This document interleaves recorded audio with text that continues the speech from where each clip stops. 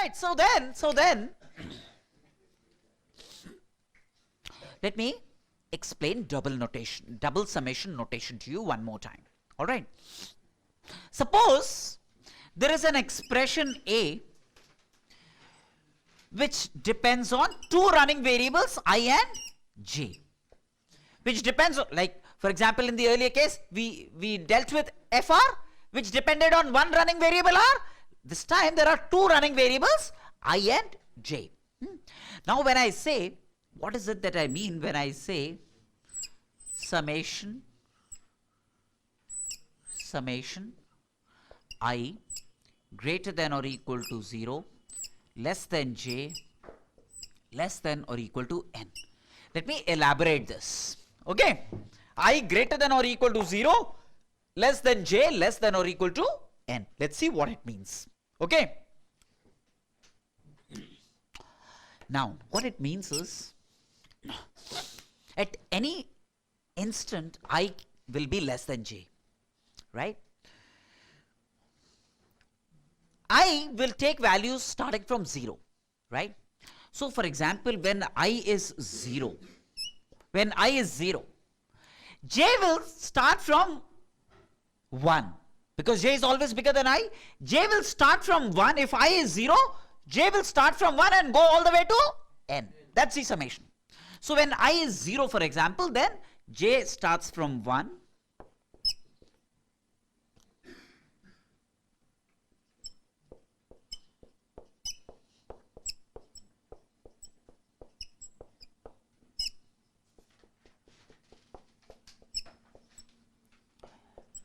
I equal to 0. That's the first row of this summation. When I is 0, J will assume values from 1 to N, right? The second thing, next I jumps to 1. Now when I jumps to 1, J will assume values from 2 to N. So when I is 1, J will be 2, or when I is 1, J could be 3. That's the second row. When I is 1, J could be N. So this first row was for I equal to 0 and J running from 1 to N. The second row was I equal to 1 and J running from 2 to N.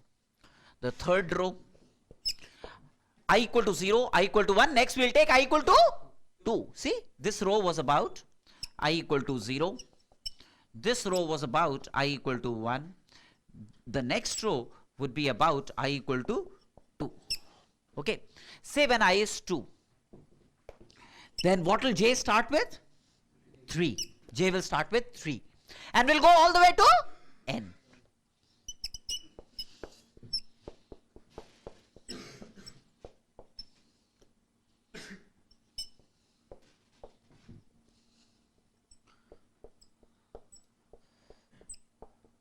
And so on and so forth. Yes or no? Similarly, when I is 3, J will start from 4 and go all the way to N. Going this way, eventually, I cannot be N. Because if I is N, then you can't find a value of J. J does not go beyond N. Right? J is always ahead of I. Right? So, at best, I can go up to N minus 1. So, when I is N minus 1, then the only permissible value of J is N. Right? So, that's the last row for I equal to N. For I equal to N, when I is N minus 1, I'm so sorry. At best, I can be N minus 1, then J will be N. So when I is N minus 1, J turns out to be N. How many rows are there in this? N rows. I equal to 0 to I equal to N minus 1. Yes or no? Right?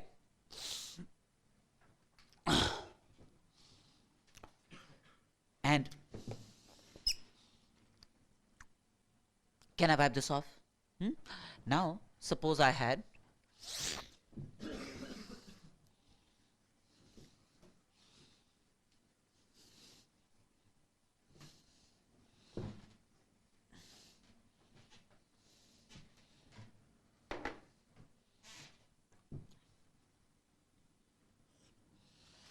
double summation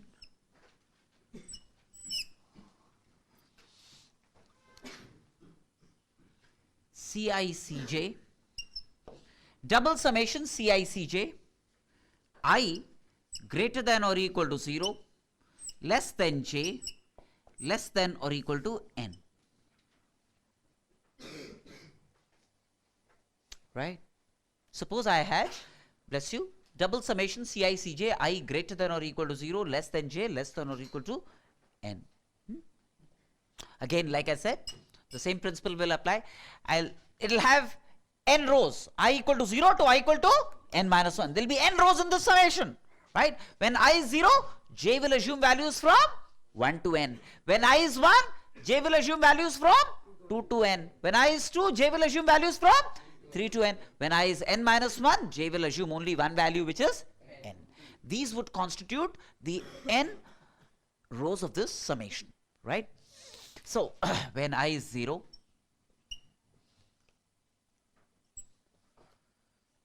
j1, when I is 0, j2, when I is 0, j3, when I is 0, jn, right? This is the first row for I equal to 0, plus the next row would be for I equal to 1. When I is 1, j will start from 2, j will be 2. When I is 1, j can be 3. So when I is 1, j will assume values from 2 to n. Similarly, the third row would be for I equal to 2. J will then assume values from 3 to n.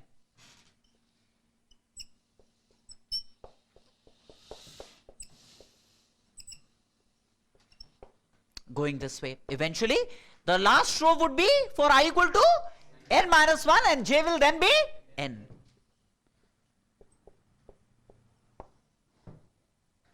Right? Yes or no? Do you realize that this essentially, notionally speaking,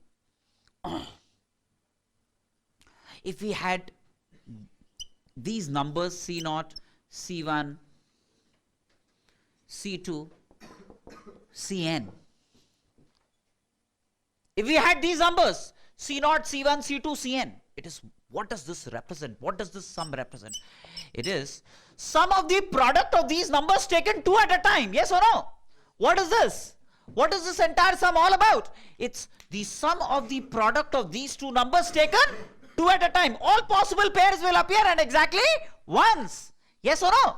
This is sum of the product of these numbers taken two at a time. For example, C0, C1, C0, C2, C0, C3, C0, Cn. Right? All possible pairs with C0, then C1. C0, C1 has already come. So now all possible pairs with C1. C1, C2, C1, C3, C1, C4, C1, Cn. C1, C0 has already appeared earlier when I said C0, C1, C0, C2, etc. Then come to C2. C2, C3, C2, C4, C2, C5, C2, Cn.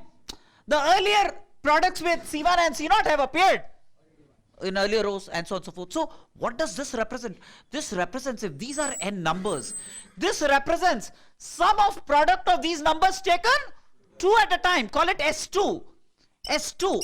Sum of the product of these numbers, S is S2. Sum of the product of these numbers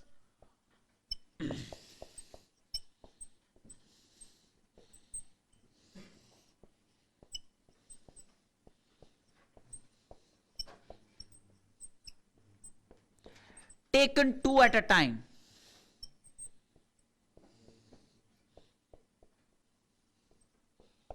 Yes or no? S2.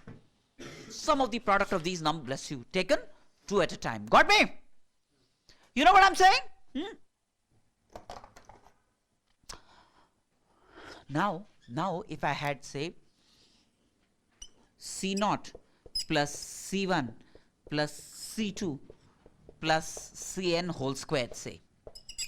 Suppose these are numbers C0, C1, C2, Cn. They could also be binomial coefficients, it does not matter. Right? C0 plus C1 plus C2 plus Cn whole squared. You know, it'll give me two kinds of terms. One would be summation CR squared. R equal to 0 to n. That means C0 squared plus C1 squared plus C2 squared plus Cn squared kind of terms. The second kind of terms would be twice C0 C1, twice C0 C2, twice C0 C3, twice C0 Cn, twice C1 C2, twice C1 C3, twice C1 C4, then twice C2 C3, C2 C4. That means twice S2, twice sum of the products of these numbers taken 2 at a time. Twice S2 is what you will get, where S2 is this. Double summation sigma sigma I greater than or equal to 0 less than j less than or equal to n is what you end up getting. Yes or no? Right?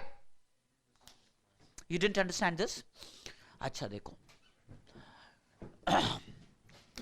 What will be the terms that will appear here? Twice C0 C1 plus C0 C2 plus C0 Cn plus C1 C2 C1 C3 C1 Cn plus C2 C3 C2 Cn going this way up to Cn minus 1 Cn. This is what I said, isn't it? See, for example, if I had a1 plus a2 plus a3 whole square, what will I get? a1 squared plus a2 squared plus a3 squared plus twice a1 a2 plus a1 a3 plus a2 a3. Sum of the product taken 2 at a time. Right? I told you this was actually sum of the product of these numbers taken 2 at a time is what you end up getting, right? So twice S2 is what you get. Sum of the product of these numbers taken 2 at a time is what you end up getting from this. Clear? Right now? Now, suppose these were binomial coefficients. Say C0, C1, C2, Cn were binomial coefficients, right? And by the way, this is S. Double summation Ci Cj I greater than or equal to 0 less than j less than or equal to n, which is S, right? This is S2. So what is the left hand side? This is 2 to the power n whole square, right? So 2 to the power 2n. Summation Cr squared, did I tell you is 2ncn? Remember that? Is 2ncn a result which we discussed, right? 2ncn plus twice S2, sum of the product taken 2 at a time, which is this, right? So S2 is known to us. S2 then is going to be half of 2 to the power 2n minus 2n Cn.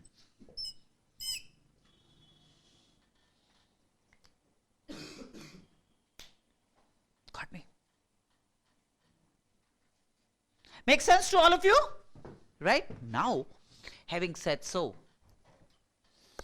can I wipe this off?